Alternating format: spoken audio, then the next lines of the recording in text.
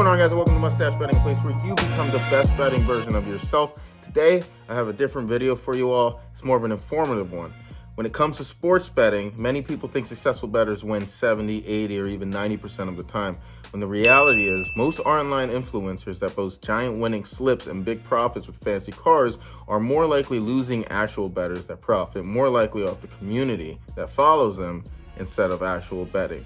The fact of the matter is that truly successful bettors more often than the time have to grind their way to profitability and only actually win 51 to 55% of the time. We're going to be talking about 3 things that will make you successful as a sports bettor and help you beat the books.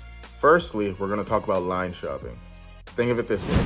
Why would you buy a banana from grocery store A for $1 when grocery store B is selling it for 90 cents across the street? It may not seem like a big difference, 10 cents, but if you were to buy 10,000 bananas, the cost saved would be substantial.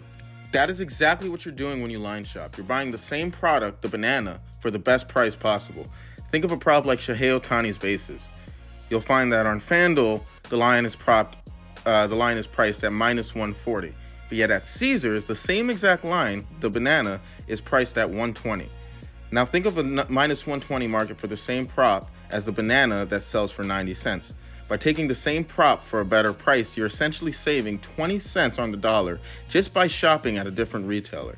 20 cents per dollar may not seem like a lot, but over time, as you bet into the thousands, those 20-cent price differentials become hundreds, and eventually thousands. In a world where profitability depends on razor-thin margins, 10 cents on the dollar or 20 cents on the dollar is not something that the casual bettor can expect to afford without sacrificing major profits long-term. So guys, line shop. You may not think it's making a difference, but it will help your bankroll over time. Next, we're going to talk about line discrepancies. Line discrepancies are differences in markets that are substantial enough for you to place a bet on the more advantageous offer. So guys, let's look at some ESPN markets here. If you go to NFL futures, player totals, and regular season receiving yards, where is it? You'll find that George Pickens' line is set at, the over-under is set at 800.5. 800.5. Likewise, if you were to go to FanDuel, you'll find that the same line is set at 900.5. That is a 100-yard difference. And if you're familiar with the NFL, that is substantial. A 100-yard difference for a market that is almost priced at the same price. Minus 114 and minus 135. Also with this, you could do what's called a middle. A middle is a bet that has a line discrepancy so large that it has an opportunity to hit within the middle parameters of both bets. So if the bet falls in between 800 and 900 yards, both bets will actually hit. And because you're betting on opposite outcomes, the only risk that you're paying for is the difference in juice. Ideally now, it's better to find a middle that has as little juice between both lines as possible so that your risk is mitigated. But this is a perfect example right here of how some books are slipping and they don't actually recognize real market value. You'll see George Pickens' line, FanDuel, over 900 and a half. The same exact prop at ESPN bet for 800. Why would you take the 900 if you're betting the over when you could take 800? It's just common sense, and little discrepancies like this are how you're going to boost your bankroll long term.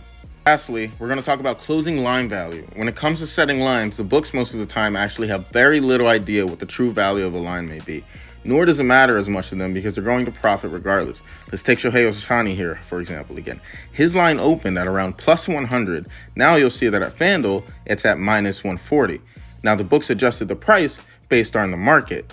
The books adjusted the price based on how much money flooded in to that specific prop. The consumers, or the sharps, actually determine where the market is going to fall, and the books will react to where the money goes when the line is opened. With this, there's opportunity to beat a closing line or achieve closing line value. CLV, as most people might know it by. Most prop markets open the night before in baseball, usually around 12 to 2 a.m., and the rest will open the following morning.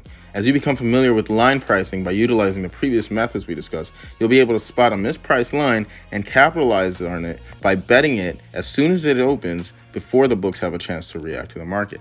This is how you achieve closing line value, and this is how you beat the books.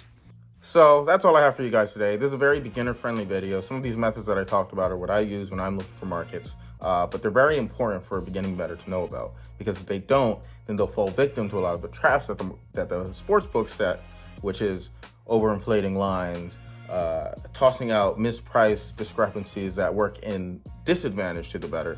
And you'll be trapped in a cycle if you're not betting correctly, of just constantly winning a bet, losing a bet, winning 2 bets, losing 2 bets, but you're wondering why you're not turning over any profit.